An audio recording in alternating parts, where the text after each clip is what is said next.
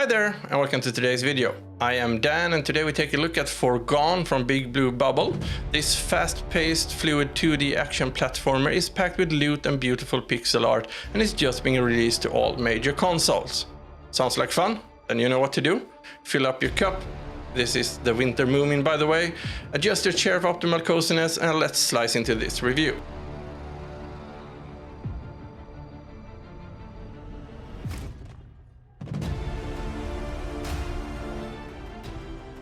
So, the story begins with that after years of war, the city of Calagan is once again besieged by a force known as the Harrow. The fact that this is the second time around could be pointed at to someone to fire the head of security and defense.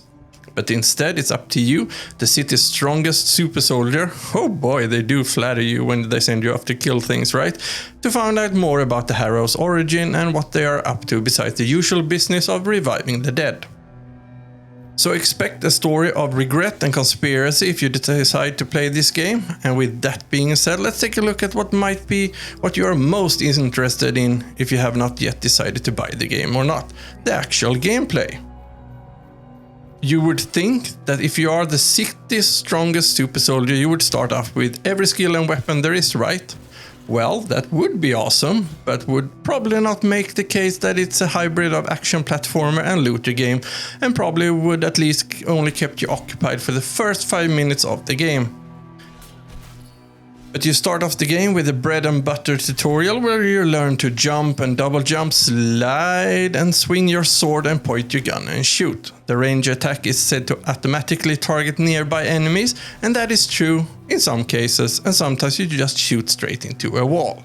The controls feel solid, and when you get the hang of how the different enemies in this world act, you can start to finesse yourself around them to deliver a deadly strike from behind.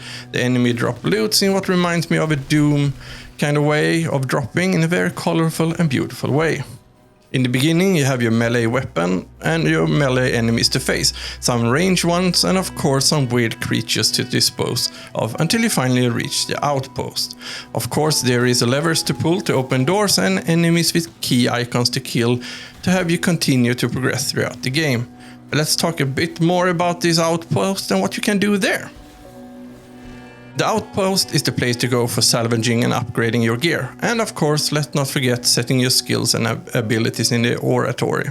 When it comes to gear, you have your main melee weapon, a ranged weapon, armor, ring and necklace that all can have additional stats. So it opens up for a lot of fun and cool gear grinding if you like that kind of things.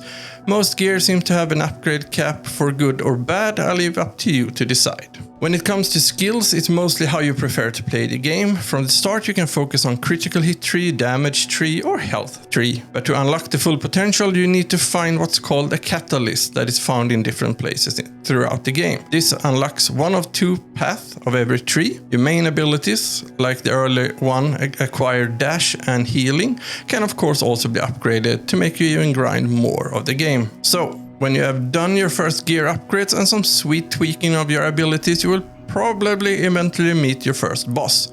And if you've seen any of my other videos where I review platformers, you might have noticed that I'm notoriously bad at boss fights. And why would this be any different, right? Well, it's not, so let's break it down for you. The first boss is an evil-looking machine that throws its blade-equipped arms around and shoots things at you. So how did it go? Well, I faced him 1, 2, 3, 4, 5 times before I decided to do it my way. And that was to start grinding the other levels, upgrading my current weapons to the max and then come back and say, if he dies, he dies. But you have to picture Ivan Drago from Rocky saying it instead of me. So was that a good approach of me spending an extra 40 minutes just looting and upgrading gears and skills? Not really, since suddenly most things that drop are not upgrade so early on into the game, and even if enemies can kill you, they don't drop anything fun. The voice acting is surprisingly good and the background music is there but doesn't interfere with your focus of the game. It's a good balance of fighting sounds, weapons firing and those waterfalls just dripping in the background. Graphics are really beautiful and fluid in this 2D pixel art world, yet just take a look at this teleport animation. In terms of value compared to price, it's hard to tell since I could not find any prices listed on any of the console stores at this recording. The game has been out on Epic Store for PC since February 2020, and over there it's around 20 euros. The Epic Store still refuses to show me the price in anything that's Swedish currency.